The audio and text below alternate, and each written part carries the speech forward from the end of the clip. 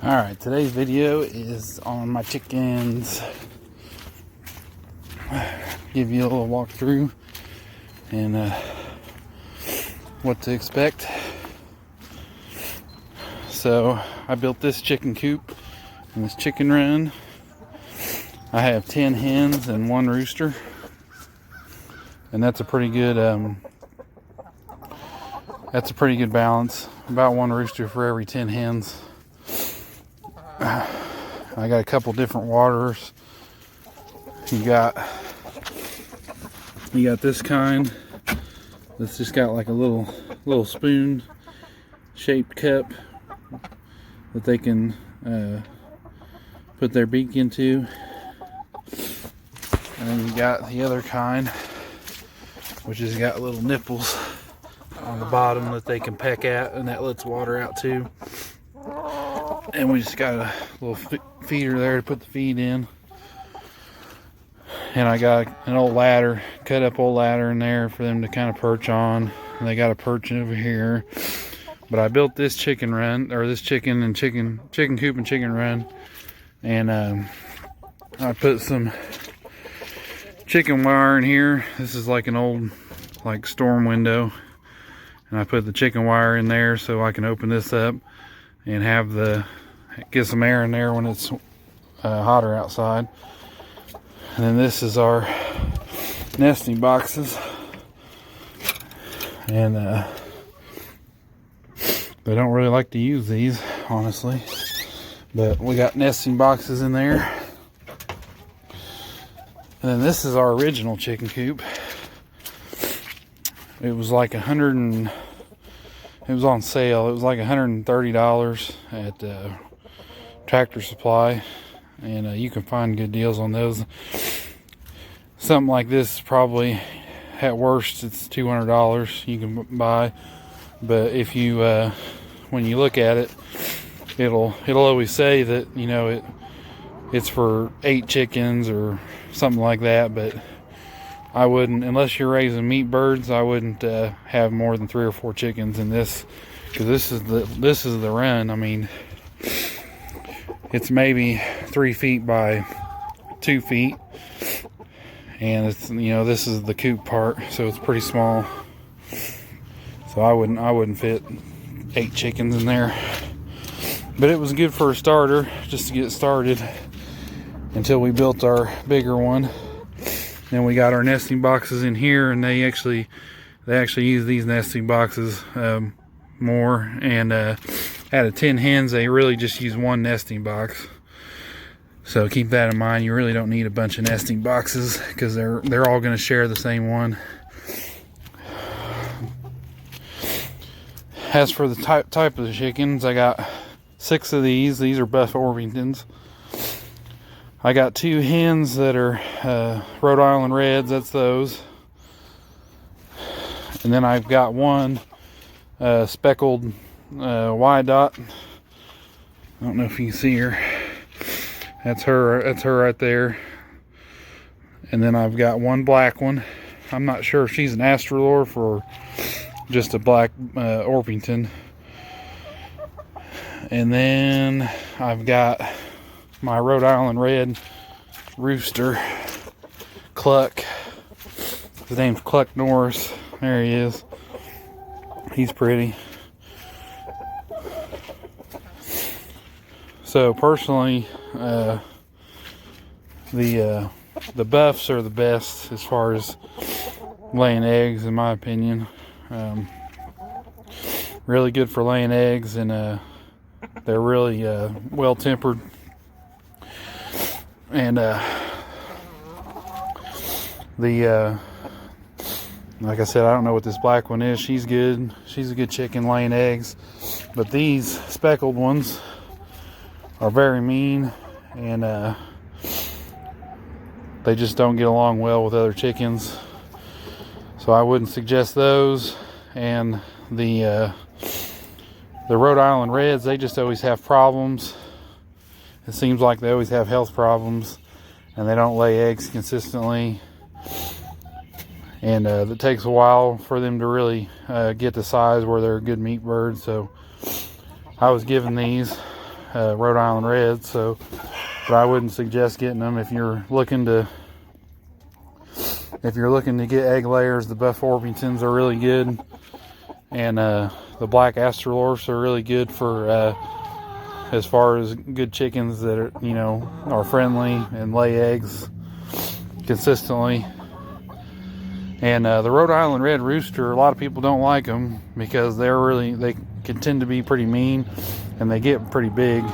But I like it. I like a mean rooster. Because he's gonna keep an eye out for my hens, so I don't really mind it that much. So I like my Rhode Island Red Rooster, just not my hens.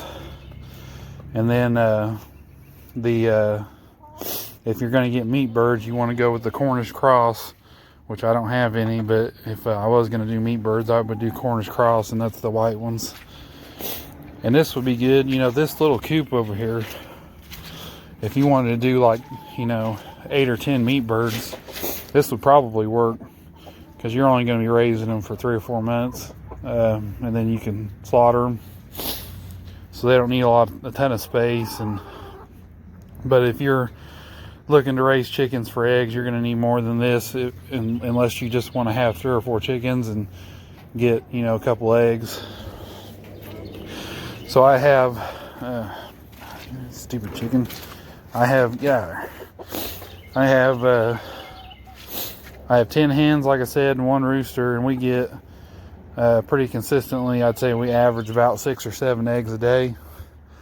And they'll have a period of time where they'll molt and they won't lay any eggs. And then also in the dead of winter, whenever it gets to be there's not a lot of light, you can either put some artificial light out here and extend the day, or start the day earlier and try to get more eggs that way. But I just prefer to do natural. I don't put any artificial lighting on them. And they didn't lay for they hardly laid any eggs for most of December and January, and then they the late January, early February, they started laying again, and we're almost to the end of February, and I've been getting pretty much 6 or 7 eggs every day. And then in the height of summer, you'll have days where they all lay 1 egg. I'll get 10 eggs in a day. So something to think about as far as how many eggs you want. And you can see the chicken coop's pretty solid. The chickens, most of them sleep in here, and then some of the buffs, they grew up in that chicken coop, I think, so that's why they like being over and sleeping over in there. And so I just leave this run. After I built this run, I just leave the doors open on them, but you can shut the doors and free range them, which I've done too. Let them run free in the yard, but I'm trying to grow grass now. So if you're trying to grow grass or a garden, you don't want them to be out, because they'll eat everything. Chickens, they'll scratch and dig at the ground, and they'll just eat everything that you try to plant. So you want to keep them locked up if you're trying to do that, or build some kind of safe barrier around your garden. So that's about it. That's all I can think of. Like I said, if you're just looking to do something small, one of these small chicken coops will get you over just fine. And I would suggest the Buff Orpingtons if you're looking to get eggs. And if you're looking for meat, the Cornish Cross are the best. And you don't need a rooster. You don't need a rooster for the chickens to lay eggs. But if you want to incubate or have a chicken go broody, which is when she goes broody and she sits on the eggs to try to hatch them. If you're interested in hatching baby chicks, then you need a rooster to fertilize the eggs. Or if you free range them, you definitely want a rooster, because there'll be a lot of hawks and other animals out here trying to get them if you're free ranging them. So you want that protection, but you don't have to have one. And we didn't have one for a while, but he was given to me too. So as far as their feed, I do layer crumbles. I give them some mealworms, and I throw some clamshell grit in there, which is just like little, they feel like little rocks, and they'll use that in their gizzard to help break down their food.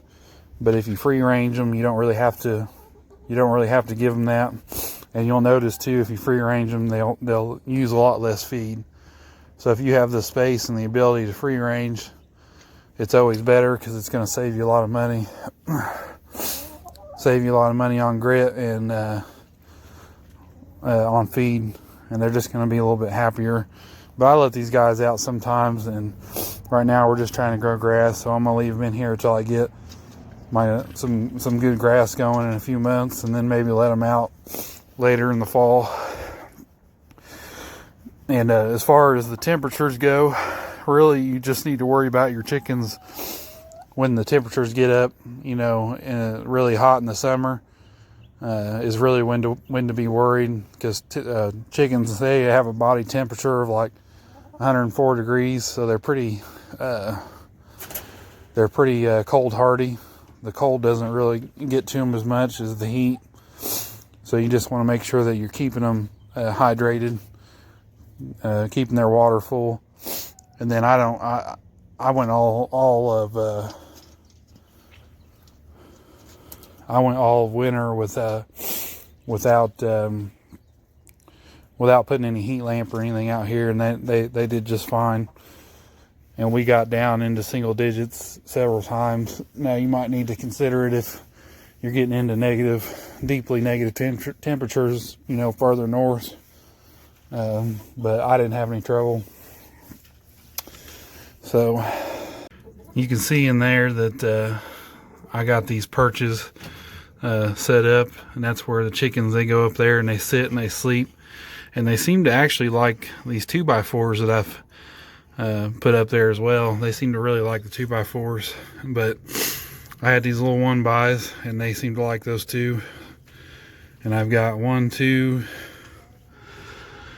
3, I think I got 4 perches in there, and that's plenty for 10 chickens.